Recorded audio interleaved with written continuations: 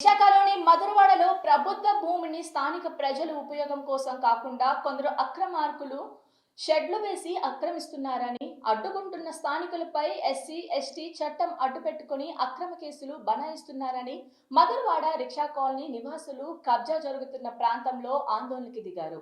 Madhurawada survey number 6 sub division 8-9 లో సుమారుగా 50 సెంట్ల ప్రభుత్వ భూమిని చుట్టుపక్కల గ్రామాల సంక్షేమం నిమిత్తం కళ్యాణ మండపం కట్టుకునేందుకు 2019 సంవత్సరంలో అప్పటి ఇప్పటి ఎమ్మెల్యే గంటాకి జిల్లా అధికారులకు ఆర్జీ పెట్టుకున్నామని అన్నారు.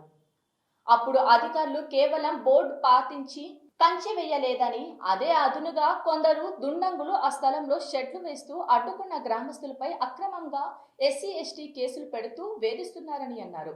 గ్రామంలో కళ్యాణ మండపం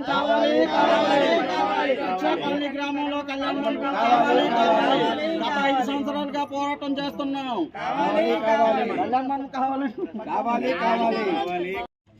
స్థలాన్ని కాపాడవలసిందిగా మొత్తం మా కాలనీ అందరూ కూడా, మా కాలనీ మొత్తం అన్ని కుర్రోళ్ళు, యూత్, లేడీస్ మొత్తం అంతా అందరూ కలిసి ప్రార్థిస్తున్నామండి. ఈ పత్రికాముఖంగా మేము ఈ సమావేశం ఏర్పాటు చేసి, ఎందుకంటే ఈరోజు మరి రాష్ట్ర గవర్నమెంట్ మనకి దృష్టిలో మీరు పెడతారు కాబట్టి ఏదైనా చేయాలంటే పత్రికా విలేకరులు ఏమైనా చేయగలరు. మేము కేవలం ఏంటంటే మేము అప్లికేషన్ ఇచ్చినారు కానీ మేము ఫోర్స్ చేయవలసిన ఎవరంటే పత్రికా విలేకరుల మీదే వాళ్ళు డిపెండ్ అవుతారు గవర్నమెంట్ కూడా ఈరోజు. కాబట్టి మీరందరూ మాకు సహాయ సహకారాలు అందిస్తారని ఈ సభాముఖంగా నేను ఈ పత్రికాముఖంగా నేను తెలియపరుస్తూ సెలవు తీసుకుంటున్నాను. ఇంకా మిగతా రిక్షా కాలనీ. నా పేరు కుమారి అండి. మాది రిక్షా కాలనీ.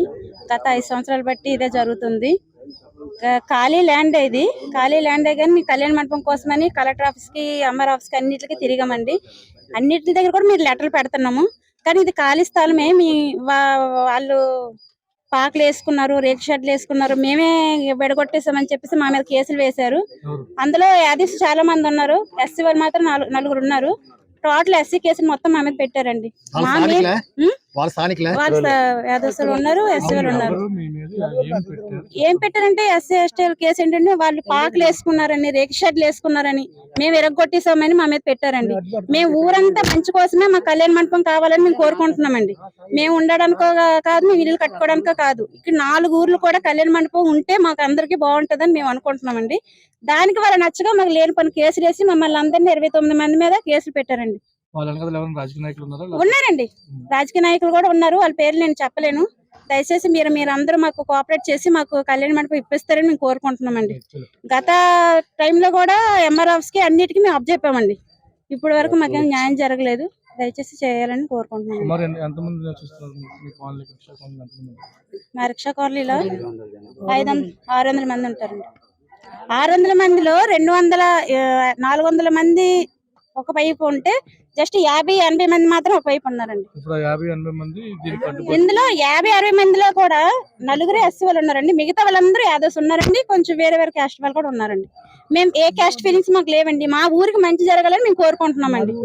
అది అన్ని ఊరికి 4-5